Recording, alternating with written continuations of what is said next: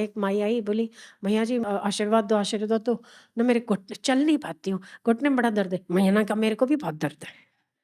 बहुत सरल व्यक्तित्व, बहुत सरल। उन्हें ये नहीं लगता सामने वाला क्या सोचेगा, जो सोचना है सोचे।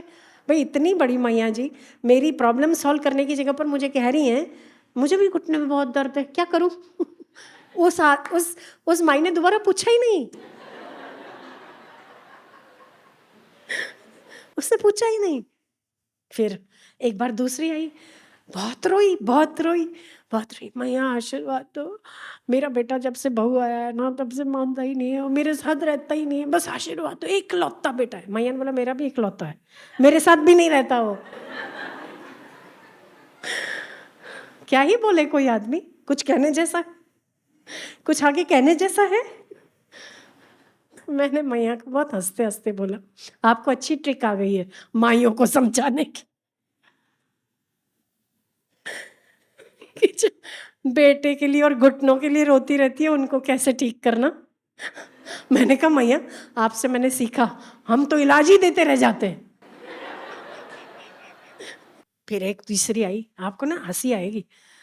तीसरी आई, बोले मैया मेरे तो बहुत कर्जा चढ़ गया है, बहुत लोन है सिर पर, कैसे पूरी होगी? कितने हजार की लोन है? 50,000 की, बस इतनी सी। अच्छा हाँ, फिर और क्या दुख है? वो बेटा कहना नहीं मानता, बेटी का पति ससुराल छोड़ दिया, वो पति बहुत पिता है। अच्छा और सारा पूछा, और बस इतना ही दुख है बस? और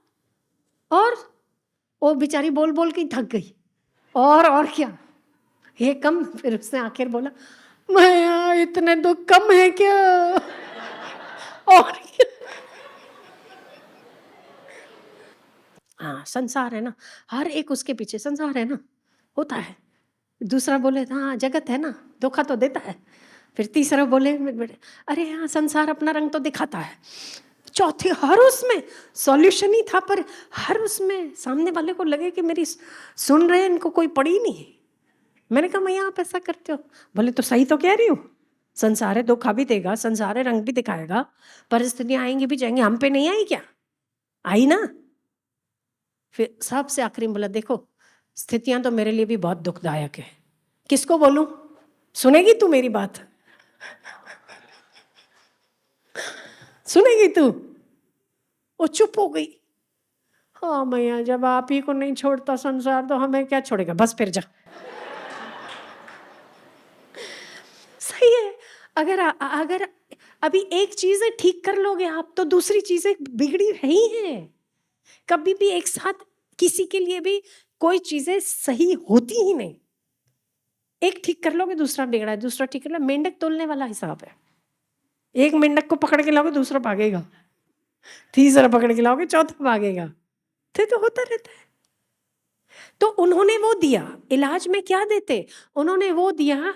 आज भी वो आती है तो खूब हंसती है, वो कहती है मैया ने मुझे वो दिया। मैं जब भी घर जाती और मैं सोचती मेरे को ये है, मुझे मैया की बात याद देती, मेरे को ही है तो तुझे हो तो क्या बड़ी बात है, मुझे सब एकदम रिलीज हो जाता है।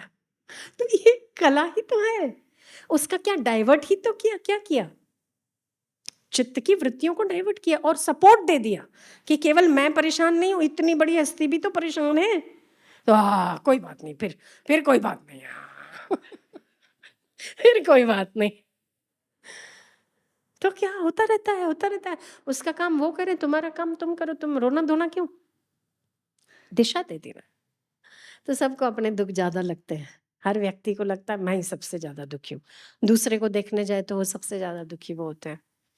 इसीलिए जब गुणों का अभिमान आ जाए तो सबसे श्रेष्ठ परमात्मा के गुणों का चिंतन करो,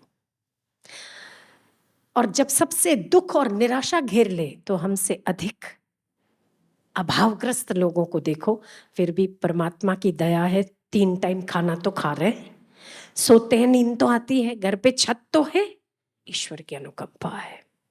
फरियाद क्यों करना?